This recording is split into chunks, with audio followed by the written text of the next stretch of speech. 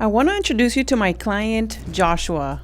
When Joshua and I first connected, he had already tried courses, the YouTube rabbit holes, the gurus, and he was burned out and skeptical that mentorship would be any different. I asked him to sit down with me and answer some honest questions about his Amazon journey and what made him finally commit and what's actually happened since.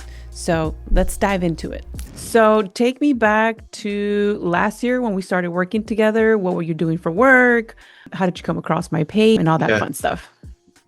So I was in a maintenance position with a large company. I was still doing maintenance, and I was doing the retail arbitrage side of things with Amazon, and I started that several years prior to coming on board with you. But I started the whole thing with $200 in my pocket, really, and took that $200 and went to the stores, started, finding things that were profitable with using SellerAmp, and just, repeat the process, find things and flip them for a little bit of money.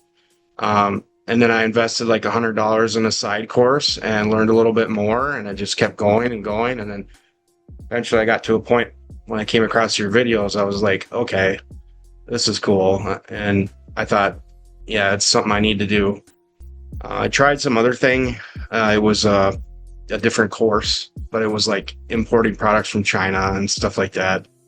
And I didn't like that. So when I came across your stuff, it was like, okay, this hits home, because it's more like, you're still doing the work, you're still doing what I'm doing, but it's on a different level, So I saw your video on Facebook, and I was like, I reached out and then got a call and I signed up, and then things have been just steadily increasing since then. So awesome. So what you were doing, online arbitrage and retail arbitrage, or just retail arbitrage?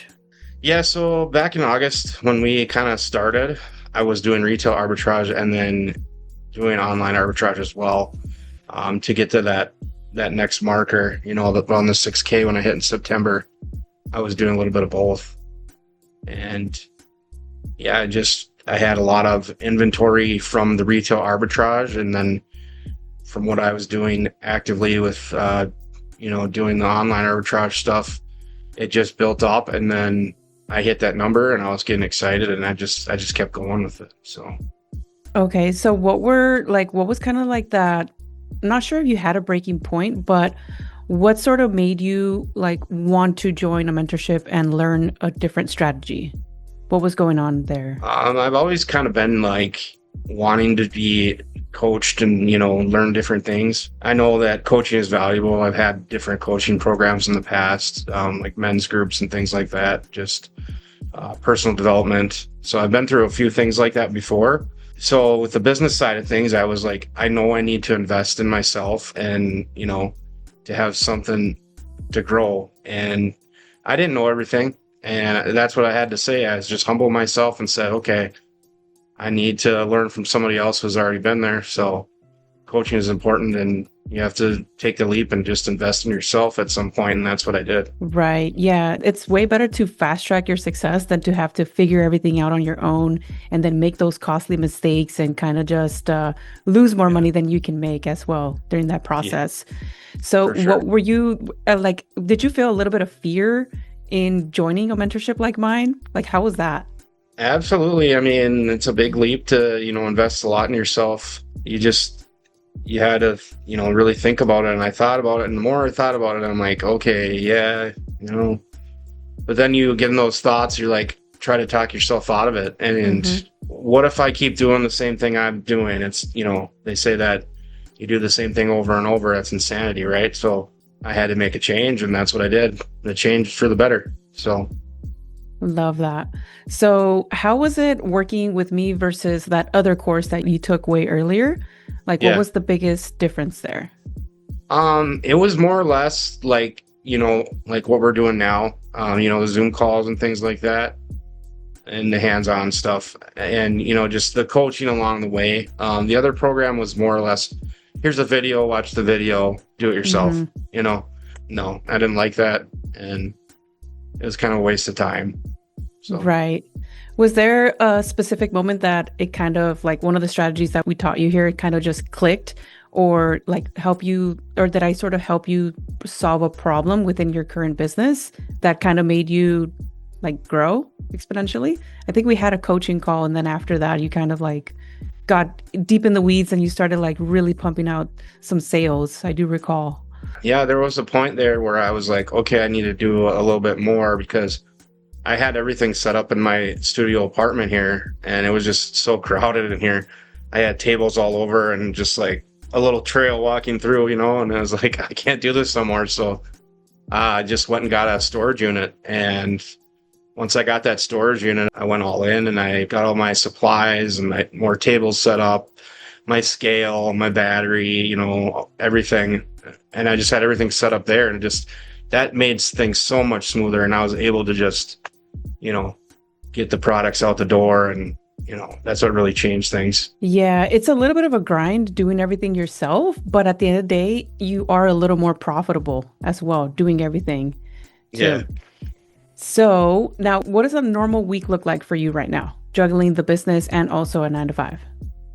Oh, it's not easy at all. I'm constantly busy. Nights, weekends, days, there's always something to do. Like I've got a wholesale product here today that I have to put stickers on and get to UPS after our call. So, there's always something to do.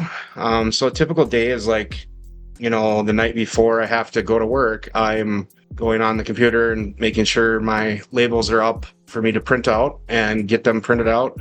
If not, I got to do it in the morning, print them off, and then get over and get all those packages, labels on if I don't have them in my car ready from the night before, and go over to the storage locker, stick them on real quick, and then run to the post office, drop everything off before work. Typically at work about 8:30 in the morning, so I do that between 7:30 and 8 o'clock, usually dropping that stuff off. Get to work, do my maintenance job for the day right now. Just doing that to keep things afloat, but it's a very physical job. So a lot of ups and downs, walking, ladders, things like that, lifting heavy objects, under sinks and all that good stuff. But doing that, and then after work, usually I'm pretty worn out. Sometimes I come home and I fall right to sleep, honestly. So hey, at least you're doing it, right? And that's what I love about you. You're always putting in the work. You're always asking questions. You come to the calls and you dedicate yourself to actually make things work. So kudos to you on that. So when we first started, I think you were like between 3 and 4K or something like that. Right now, we're kind of like between 5 and 6K a month. Yeah. So what was one of the biggest strategies that sort of helped you kind of like increase that revenue? So kind of my strategy, I was doing a little bit of both FBM and FBA. So the FBA part is great, if you have the money to do it and, to have the virtual assistant help you. But like doing FBM, that's a little bit more feasible for someone like me who doesn't have the capital, But what I can say about that is, using the FBA part of things and getting a little bit of wholesale product in, you have that at the warehouse, at your Amazon store there, while you're doing the other side of it hands-on by yourself. It's like, once both of those hit at the same time, that's where your spike is, That's exactly what I was doing too. When I was at my storage unit, I was doing both FBM, FBA. I was doing online arbitrage. I was doing wholesale. So if like you really, really want to scale things up quickly, if you have the capital for it, of course, if you do everything, you can really get up to like 10, 15K a month pretty quickly. So love that strategy. A lot of people don't know that you can do all of them as well. Right? Right. That's one of the biggest things there. And so what would you say to somebody that's watching this video right now and they're kind of on the sidelines? They're thinking about either joining my mentorship or somebody else's mentorship, thinking about jumping into the business. What would you tell them? I'd say go for it. I mean, you only got one life to live. So, just do it. It's a little bit of an investment, but you have to invest in yourself if you want to get somewhere. So you just have to go for it. If you sit on the sidelines and keep watching videos, you can do that for years on end. I did it. So I wish I would have started 10 years ago when I first learned about this, but I waited years and years before even jumping in. So to doing retail arbitrage, with a few $100s. So I understand, like, people, they don't have money, they're working hard out there, and, but you have to find a way. And that's what I did. I was working a lot. I mean, I was grinding, doing the maintenance job, doing Shipt on the weekends and Instacart both, just to make ends meet to, help pay things off. So you'll find a way if you want it. So yeah, if there's a will, there's a way. And then also going back to the whole analysis paralysis, like there's people that watch videos for weeks, months, years, and then they just don't take any action. Yeah. So yeah, kudos to you to taking action and actually making things happen, and also putting in the work, because I know you work your ass off too. Yeah. That's for sure. Yeah. Yeah. Awesome. A lot of people don't see that. But, another thing too is, like, I would say, be careful who you talk to about things, because, there's a lot of negative people out there, and they don't see things like someone like myself or you would see it. Entrepreneurs have a different mindset, and people out there are like, oh, that's a scam, or how do you make money doing that? And unless they've done the research themselves and have actually done some of the work, they don't know, and they judge, and they'll make you make bad decisions. So just be careful who you talk to, and don't tell everybody. That's what I could say about that. That's so true, because when I first started my business, my mom, my dad, my ex-boyfriend would tell me, no, don't do it. It's a scam. Don't do it. And then now look at me now. So it's like, if you share things with people and they don't have their best interest in you, or they're kind of like envious, they're always going to tell you to look the other way.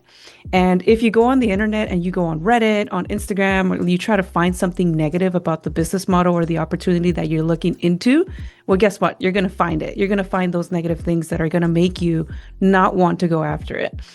So I agree on that there.